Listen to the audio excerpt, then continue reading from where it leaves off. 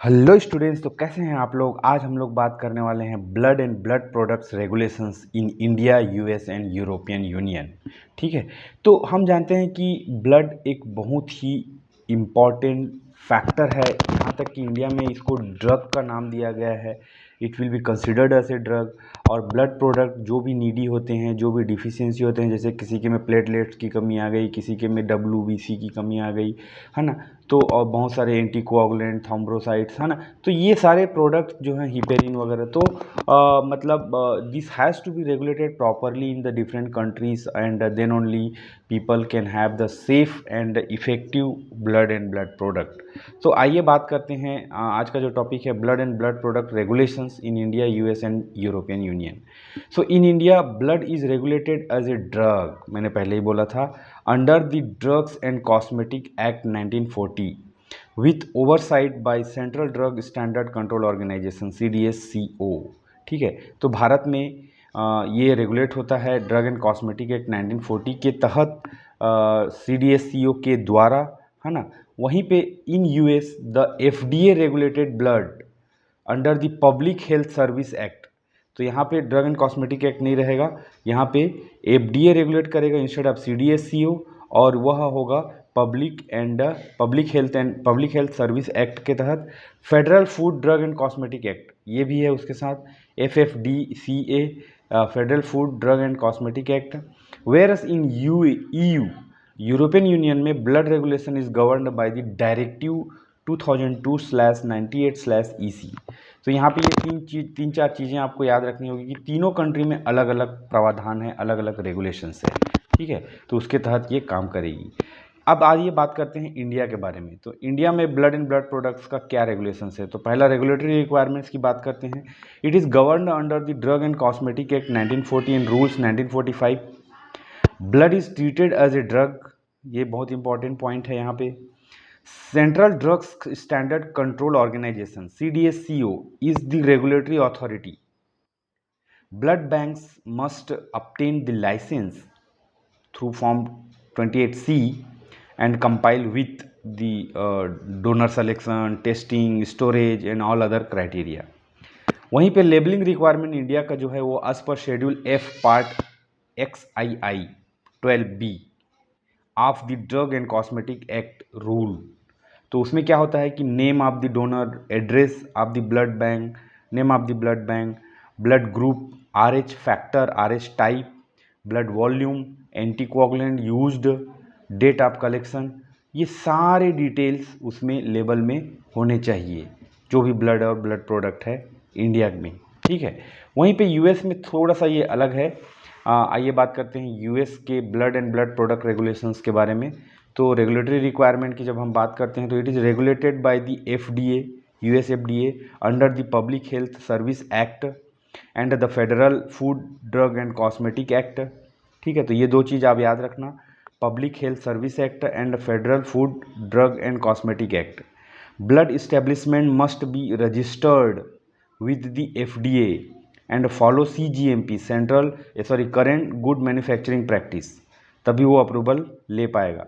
Requirements include the donor eligibility, whether donor is eligible और not, whether it is having any infectious disease, whether the blood is pure और not, तो वो चीज़ देखना पड़ेगा। Testing for the infectious disease like HIV and hepatitis and all other.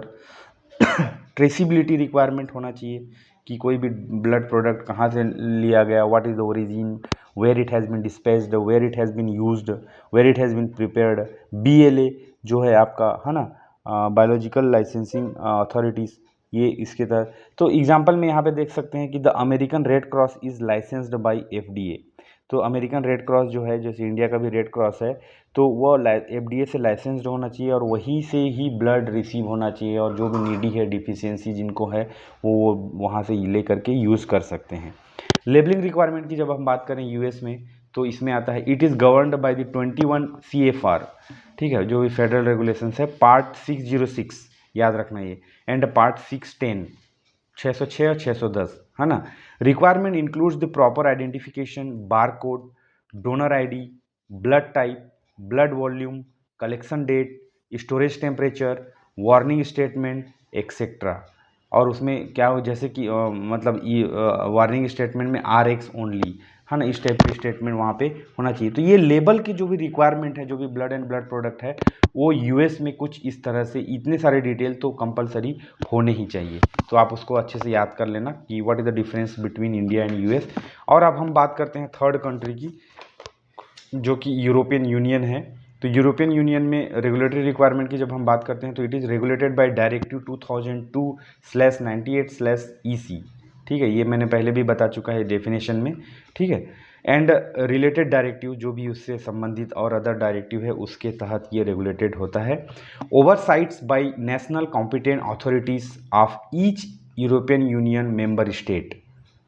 तो इसमें requirement include के बारे में जब हम बात करते हैं तो blood establishment must be authorized, donor selection, donor consent form, testing for the donor, quality systems suppose to be there, है ना। For example a blood center in Germany must compile with EU standard. ठीक है, तो जो भी blood center है Germany country में, वहाँ पे EU स्टैंडर्ड के मुताबिक वो होनी चाहिए, तभी वो रेगुलेटरी रिक्वायरमेंट को फुलफिल कर पाएगा।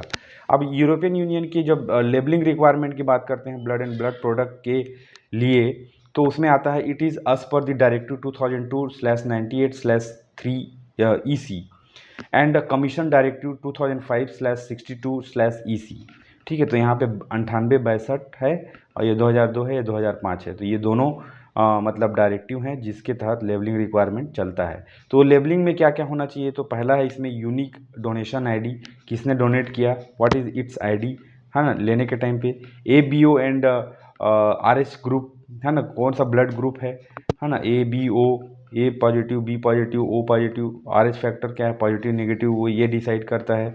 Volume of the blood and additive क्या क्या उसमें मिलाया गया, एक्सपायरी डेट क्या है उसका, bar coding for the electronic traceability, अगर उसमें कोड रहेगा तो स्कैन करके हमें सारे डिटेल मिल जाएगा और हम ट्रेस कर पाएंगे कि वो कब लिया गया, कहाँ से लिया गया, किधर डिस्पैच हुआ, कौन यूज़ किया, एक्सेट्रा।